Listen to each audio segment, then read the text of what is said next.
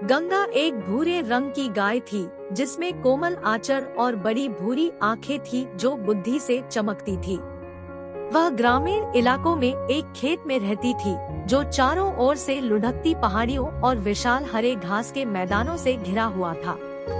वह किसान जो उसका मालिक था उससे बहुत प्यार करता था और अक्सर उससे बात करने, उसे दुलारने और उसके कोट को ब्रश करने में घंटों बिताता था। गंगा एक मेहनती गाय थी जो किसान परिवार को प्रतिदिन भरपूर दूध देती थी। वह एक मिलनसार गाय भी थी जिसे लोगों, विशेषकर बच्चों के आसपास रहना पसंद था। जब भी आसपास बच्चे होते, गंगा अपना सिर नीचे कर लेती और उन्हें अपनी नाक थपथपाने देती, जिससे वे बहुत प्रसन्न होते। एक गर्मियों में किसान का परिवार छुट्टी पर चला गया और गंगा को एक दयालु पड़ोसी की देखभाल में छोड़ दिया। पड़ोसी ने गंगा की अच्छी देखभाल करने का वादा किया था, लेकिन दुर्भाग्य से सब कुछ योजना के अनुसार नहीं हुआ। एक दिन पड़ोसी ने गेट खुला छोड़ दिया और गंगा पास के जंगल में भटक गई। जंगल विशाल और अंधेरा था और गंगा ने जल्द ही खुद को खोया हुआ और अकेला पाया। वह घंटों भटकती रही, उसके खुर नरम मिट्टी में दब गए, उसका पेट भूख से गुर्राता रहा। उसने खेत में वापस जाने का रास्ता खोजने की कोशिश की, लेकिन ऐसा लग रहा था कि जंगल हमेशा के लिए खत्म हो जाएगा। जैसे ही सूर्य अस्त होने लगा, गंगा थकी और डरी हुई पत्तों की शैया पर लेट गई।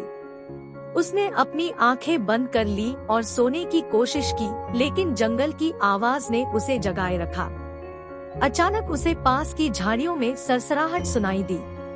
उसने अपना सिर उठाया और देखा कि गायों का एक समूह उसकी ओर चल रहा है। गायों का नेतृत्व लीला नाम की एक बुद्धिमान बूढ़ी गाय कर रही थी, जो कई वर्षों से जंगल में रहती थी। लीला और उसके साथियों ने गंगा का खुले हाथों से स्वागत किया और जल्द ही उसने खुद को नए दोस्तों से घिरा हुआ पाया। गंगा जंगल की सुंदरता और वहां रहने वाले पौधों और जानवरों की विविधता से चकित थी।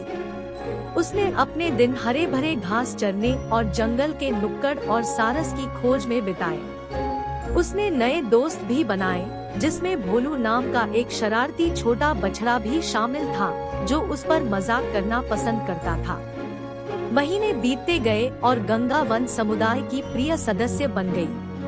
उसे एक नया घर और एक नया परिवार मिला था और वह खुश थी। लेकिन एक दिन उसे अपना नाम पुकारने वाली जानी पहचानी आवाजें सुनाई दी। उसने ऊपर देखा और देखा कि किसान और उसका परिवार उसकी ओर चल रहा है। उनके चेहरों पर खुशी के आंसू बह रहे हैं। गंगा उन्हें देखकर बहुत खुश हुई और उनकी ओर दौड़ी। उनके खुर धूल उड़ा रहे थे। किसान ने उसे कसकर गले लगाया और बताया कि उन्होंने उसे कितना याद किया। उन्होंने जंगल में गंगा की देखभाल के लिए लीला और उसके साथियों को धन्यवाद भी दिया। गंगा अपने पुराने परिवार को देखकर खुश थी, लेकिन वह यह भी जानती थी कि उसे अपने नए दोस्तों की कमी खलेगी। उसने पीछे मुड़कर जंगल की ओर देखा, जहां लीला और भोलू खड़े होकर उसे जाते हुए देख रहे थे। गंगा जानती थी कि उसने जंगल और उसके निवासियों के लिए अपने दिल में एक विशेष स्थान पाया है और उसने उन्हें कभी न भूलने की कसम खाई।